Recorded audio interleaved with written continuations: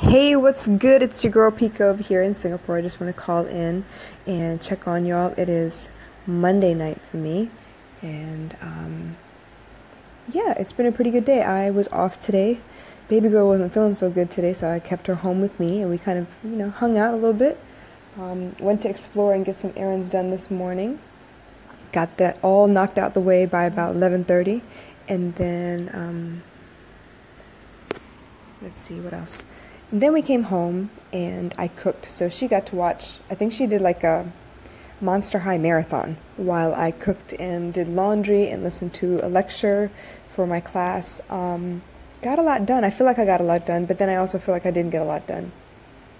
The momentum was really, really fast this morning up until I finished cooking.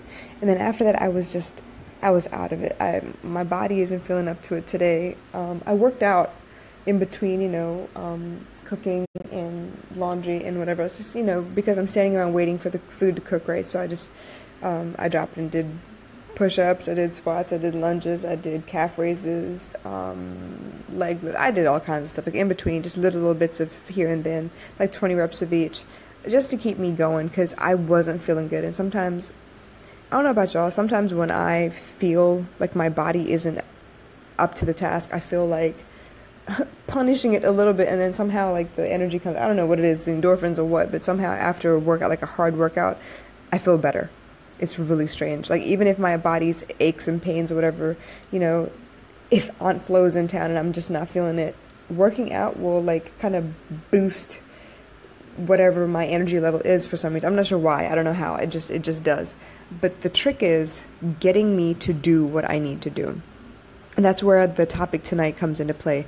One of my favorite books, it totally pissed me off. It was very, very easy read, is by Jeff Olson. And the reason it pissed me off is because this is stuff I knew. And the way he put it kind of like slapped me in the face and was like, you're dumb. You know this, why aren't you doing it? So basically, the whole premise is, you know what you need to do. The problem with that is, it's easy to do those things, but it's just as easy not to do them. So, unfortunately for us, we are creatures of habit, right? So if you make a habit of not doing things and putting them off, obviously from the outside world you're seen as lazy, but it also becomes one of those things where to fight your mind and do what you know you have to do, like to pull yourself off of that couch, that first little bit of momentum is so difficult. And the more you make it a habit not to do it and to put it off, the worse it gets. The more momentum it gets. It's almost like your tolerance goes up. And the harder it is for you to get up off that couch and go do stuff. For a long time, I was a night owl. I mean, and I still am. I'm not going to lie. I'm still a night owl. I stay up all night long if I could. But lately, I mean, since baby girl was born, I've been pushing myself to get up early because I had to go to work, because I had to get up and get, the kids dressed for school, drop Aaliyah off at primary school, drop Aaron off at middle school at the time, and then eventually it was like, upper primary and high school for the two of them. So I've always had to get up and get the house settled before I can go and do my work, right? So in that regard, what I realized was the earlier I get up, the more hours of daylight I have, and the more opportunity I have to get my work done. This is actually a concept that was taught to me a million years ago, back when I was living in Australia with my dad's youngest brother, Jayatapa, and his two sons. So the two families lived under one roof. It was really, really awesome to grow up with your cousins and stuff. And one of the rules in the house was we had to get up in the morning and we had to do yoga. Before we got up and had breakfast and got ready for school, we needed to do yoga. And I hated it. But you know what? His whole the whole theory behind making us do those things was to teach us that the earlier you get up, the more time you have in the day. The earlier you get up, the better it is for your health, because what ends up happening is once you get up and brush your teeth or drink that first cup of water, your digestive juices start flowing. So then you are forced to eat on time. Imagine this, if you will, all right? Typical weekend or whatever, you went out with the boys the night before, you went and drank and, hung out and partied till dawn, whatever, got back home at 5 o'clock in the morning and went to sleep. What time do you wake up usually? If you go to bed at 5 in the morning, what time do you think you wake up? You'd be lucky if you wake up around noon. Lucky. Most times it's like 2, 3 o'clock in the afternoon. Now let's think about this, okay? 2, 3 o'clock in the afternoon means, what time do you eat breakfast? Do you eat lunch? Does that become like a lunch-dinner combination at that point? So then that means you actually got in 2 meals that day. You slept a whole bunch, but you didn't get anything done either, because let's think about this. You wake up at 3 o'clock in the afternoon. What are you going to feel like doing the rest of the day? Nothing. Not a damn thing, because you're still actually groggy. I'll tell you this. I can't take full-on naps in the afternoon. I used to be able to sleep at all hours of the day. I could fall asleep anywhere, anytime, any place, under any circumstances. And now I could still do it, but it will give me a headache if I sleep too long during the day. If I wake up early in the morning, like if I wake up like 5:30, 6 o'clock or whatever, I'm better off staying up, the whole day until I go to bed at night. Because if I try and take a nap, it has to be early. It has to be close to noon. If I take a nap anywhere close to 2 o'clock in the afternoon and after that, I'm done. I'm fucked, because I will be up all night long. Like, as it is, I don't need a lot of help. I stay up all night anyway. But if I'm not careful and I mess around and I take a nap, I'm done. It's done. So the slight edge is a theory that says that it's a tiny, tiny, tiny difference between the go-getters and the people that sit on the couch all day long and don't get anything accomplished. It's a very tiny difference. And that's in the daily habits, their daily habits. You all know what you need to go get done. I know what I need to go get done. And there's plenty of stuff I've procrastinated on today. I'm not going to name it because I feel really dumb about it. But yeah, suffice it to say, I got a lot done, but there's still more I could have done. I just slowed the heck down after cooking. And I think part of it is because you stand in front of that gas stove and that heat. There is no air in my kitchen. Even the vent will suck out the smoke or whatever, but it won't actually circulate air anywhere. So it doesn't do me any good because I'm just sweating to death anyway. And I think once I was done with that, I was just exhausted. I was drained. But I could have very easily said, you know what, let's just watch movies all day. I could have very easily said that. I could have very easily said, you know what, I don't feel like doing laundry today. I don't have to do it. I still have some uniforms of yours left from last week, so we'll make do until I absolutely, absolutely have to. I could have said that, but I didn't, because as easy as it is to push it off to the next day, it's that easy to get up and go do it. And honestly, with the amount of technology you have, you've heard me say this before, leverage all your technology. I mean, let's look at this, okay? I'm not a genius by any means, but I do know how to make things work for me. I know that if I take 5 minutes and sort my laundry and put it in the washing machine is going to do the rest of the work for me. I just have to wait for that little chime at the end that says, hey, I'm done. You can unload me and hang all clothes out to dry. I know for a fact that it takes me an hour and a half to finish one lecture.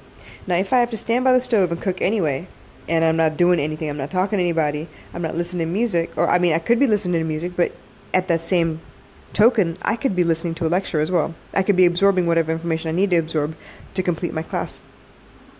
So that's what I did. I put the laundry in, I started cooking, and while I was cooking, I had the laptop set up in the kitchen, and I'm listening to the lecture. No, I can't write down notes, and that's cool, but I'm listening to the lecture. It's working. I'm leveraging all the machines in my house. There are times where I will open up 10 tabs at once because I'm behind on downloading and transferring over to SoundCloud. I will open 10 tabs at once for my audio extractor and extract all the audios that I need to. Okay, so they're all downloading at the same time while I'm doing something else. Why not? Why stick to one thing at a time if you could do multiple things well at the same time?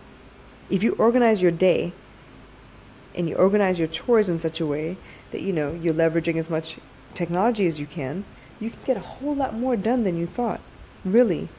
I used to complain about folding laundry. Oh my God, it was the biggest chore ever when we were kids. You're like, oh my God, we gotta do laundry and we gotta go wash the bathtub. Are you kidding me? Like all these dumb things, right? But sooner or later we realize that if we have something we're doing at the same time as those things, like laundry is not like something you really need to pay attention to, right? To fold laundry. You could watch a movie and fold laundry. And that's what we ended up doing.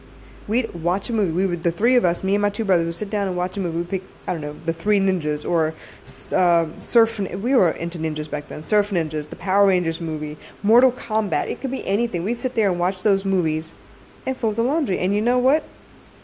A mountain of laundry would be folded and piled up within a matter of 15 minutes. The first 15 minutes of the movie, we were done with the laundry.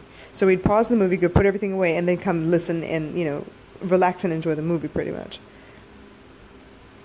It's possible. You're capable. There is enough time. You think about this, all right? Steve Jobs had the same 24 hours you do. Beyonce has the same 24 hours you do. Tupac had the same 24 hours you do. Who else is? Albert Einstein. I mean, the list could go on. Rihanna. Richard Branson. Gary Vaynerchuk. The man himself. I mean, if you've watched any of the Daily V's or the Gary V show or the Gary V audio experience, any of those things, if you've listened to anything that he said, you know for a damn fact that this man can have 10 meetings in a matter of an hour and a half. And they're all 10-minute meetings. They're all phone calls and, he's walking and talking and meeting with people. I mean, that man does not stop. But look how much he accomplishes. First of all, yes, he has an amazing team behind him. Yes, he's surrounded himself with the kind of talent that I would want to surround myself with. People that are smarter than him in different aspects of the business. He's like the mastermind behind everything, but then the wheels turn very well on their own as well because there's an individual in charge of each wheel that knows their job very, very well. D-Rock is amazing. Whoever does his scheduling for him, oh my God, amazing. Because guess what? For him to have back-to-back calls while he's driving, while he's going from here to there, while he's in the air, oh my gosh, the amount of things he can do leveraging technology is freaking amazing. So you know what? I have no damn excuse. Yes, he has a team behind him. No, I don't have a team behind me. But you know what? What's to say I couldn't arrange all these things myself? I used to sit there and get frustrated and be like, oh my God, I have to make this phone call and that phone call. I would spend more time thinking about making the phone call than actually making the damn phone call. And guess what? The phone calls take like 5 to 10 minutes. It's almost like Pinterest. Pinterest is a time suck for all of us women. I don't know if you know what Pinterest is or if you're, a member or whatever, but we could daydream all day on Pinterest. I could have 10,000 workouts just browsing on Pinterest. But you know what? If I actually put my mind to it, I could have worked out using the inspiration from Pinterest for as much time as I've spent just looking through stuff. We just don't want to do those things. We just don't want to commit to doing anything. That's all it is. Because if you did it the other way around, guess what? You'd get all kinds of mileage. You'd get all kinds of stuff done.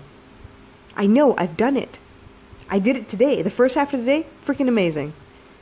I had to go all the way down to, where the hell was I? All the way down to Red Hill, okay? Which is, I had to take a bus and 2 trains to get to Red Hill. Just for a 20-minute conversation. But I knew I needed to go down there in person because if I freaking called them, they would tell me, oh no, you need this, you need that, you need it, whatever else. I tried to do it online twice, and it told me I was already registered. But when the email came back, it said I wasn't registered. So you know what? I was like, cut the crap. I'm going to go down there in person and get this shit sorted out. I got that done. I was out of the house this morning by, I expected to leave the house by like 8:15. But because baby girl at the last minute decided she just was not feeling it and she didn't want to go to school. And I was home. I didn't mind spending time with her. I figured, what the hell? It's all right. But you know what? Once she decided and once I kind of had that pressure off of me to, get downstairs and get to the bus and drop her off on time and everything, my body took over and I took a nap. I fell asleep because I was up super early this morning and I was up super late last night. I fell asleep for about 45 minutes. That's all I needed because after that I had energy. I got up and I got everything else done, came back and cooked and cleaned and, laundry and the lectures and everything. I got all of that done. And I still had time left over because I took another nap this afternoon. I could not keep my eyes open. My body is kicking my ass at the moment. I have a migraine right here talking to you. I want to go to sleep badly, but I know I have miles to go before I can rest. I know I have stuff I need to do. And you know what? At some point, I will say, nah, is enough. Enough is enough because half-ass work is not worth it. But the point is, you can do it. You just have to decide. It is the slight edge. It's easy to do those things, just as easy as it is to push it off to tomorrow. But y'all know as well as I do, tomorrow never comes. Suddenly you wake up and it's today. It's not tomorrow no more. It's today. Tomorrow is a fantasy. Tomorrow is that magical place where everyone gets everything done. It doesn't exist, you guys. Come on. Get stuff done. Get her done. Knock it off your list. Finish it up. Stop rolling things over to the next day. I'll give you one last example before I close up. I was at work yesterday at the East Coast office. I sat down with my boss and we went over the pitch deck. And once we were done, because that particular office doesn't have Wi-Fi, I wasn't able to send her, email her the pitch deck so she could add in those last 2 slides. And then there was the matter of our Facebook ad for our workshops. I needed to change something on the workshop Facebook ad and then send out a message in our WhatsApp group to make sure that the drip email was adjusted as well. When I got home, for some reason, my computer did not want to do anything correctly. It was getting stuck every 5 seconds, so I kept turning it off and kept turning it back on, and I'd rest it and wait for a little while and keep turning it back on. And before long, my day caught up with me, and I almost forgot to email her that PowerPoint presentation. Now, the way I see it, it is my responsibility to do my work, and once I'm done with my work, I need to give it to the next person to do so it doesn't get stuck anywhere along the way. I don't want anything to be stalled because it was my fault I didn't give it to you. So the best thing I can do is make sure that I hand it off to the next person so that they can run their part of the race. I suddenly remembered, oh my God, I haven't sent this thing. And I was like, yeah, but it's not a big deal. I can go ahead and wait till later and do it. And I did. I waited for a little while. And then it kicked me again. And I was like, you know what? Shit. If I don't give her enough time to do what she needs to do before we have this meeting on Tuesday, it's going to be my fault that we did not or failed to comply with the homework that was given to us. Okay? Hope that makes sense. The next part of that was to adjust the Facebook ad and then to get that message out to adjust the drip. Now, the best strategy for me was to adjust the Facebook ad on my own first because I do have the power to do that. I cannot adjust the drip email because that's not within my hands. But there's no point in sending that message for them to adjust the drip if I don't adjust the ad first. Honestly, it took all of 10 minutes. But I was pushing it off because I was on some other train of thought and I was trying to get other stuff done, which is fine. But honestly, if I had just finished those things and handed it off to the next team, that's one less thing I need to worry about. Guess what? I should have done it yesterday and it would have taken 10 minutes. It still did take 10 minutes, but I didn't do it until this morning before I left my house to go do that Red Hill appointment. But do you know what pushed me to do it before I left? Because I realized that if I didn't do it before I left, by the time I came home, it would be at least lunchtime. I'd have to feed the baby. I'd have to do a couple other things around the house. And God knows if I would remember to do that until later on. And then that would be a whole nother day that I would have lost if I had just waited. So I went ahead and pushed myself to do it before I left. Because then, while I'm gone doing something else, that other team can be working on whatever it is they need to be working on. Because they have several people working on that team. This is just me otherwise. Does that make sense? It would have been really easy to push it off. But it really, I understood what time, the value of the time was. If I left, it takes me an hour to get to Red Hill, 20 minutes to sit down and talk to these people, an hour to get back here, and then by that time she's going to be hungry. There's going to be other things I need to do. The slight edge is a very, very simple concept, as irritating as it is. If you get a chance, please read that book. It's a very easy read. It will make you feel like crap because you know this stuff. You know it's easy to do that stuff. I just don't feel like doing it. It's basically the audible that runs in your head, right? Come on, you guys. Let's make a commitment to get more done. We have a couple more months before the end of the month. The end of the year, I'm sorry. Tomorrow is the 31st of October. This is the end of October. What have you got to show for yourselves for October? Because that's the first month of the fourth quarter. This is it. This is the last part of the game this year. Now, November, I need to make some major moves. And I'm excited. I want to get it all done now, but then I have other obligations. I have other things I need to get done as well. And then it just depends on how I feel. Excuse me. And how baby girl feels, and, whatever the curveballs God feels like throwing at me. I'm a seriously emotional creature. If I get upset by a conversation or a lack of a conversation, it will consume my mind for hours on end, which pisses me off because I could be doing other things, and I know this. I know this. While I'm obsessing about something, I know I could be doing other things.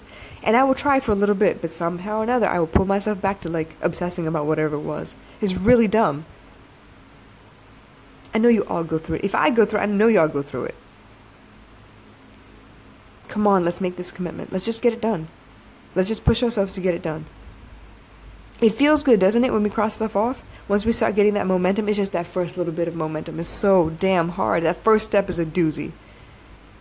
We got this, though. Come on, we could do this. We could do this. Totally do this. Can we try? You want to try with me? Let's see if I can't get a lot done. Like, action-wise done. Let's just not talk about this stuff. Let's do it. What do you think? Alright. My rant is over. I'm not trying to beat y'all up about this stuff. I'm mad at myself. That's why I'm ranting. Okay? So, I will catch you guys tomorrow. It is a regular day of work. I have office work, and then I have a meeting at Growth Tribe, and then it's back to, you know, pick-up duty and dinner duty and homework and bedtime stories and all that stuff. So, yeah. I will catch you guys tomorrow. Y'all have a blessed evening, and, yeah. Think about what I said. Try and get some stuff done. And it's usually the first task that's the hardest. After that, you're like, okay, I did it. What else? What else can I get done? Yeah? Alright, y'all. I'll catch you tomorrow. Thank you. Bye.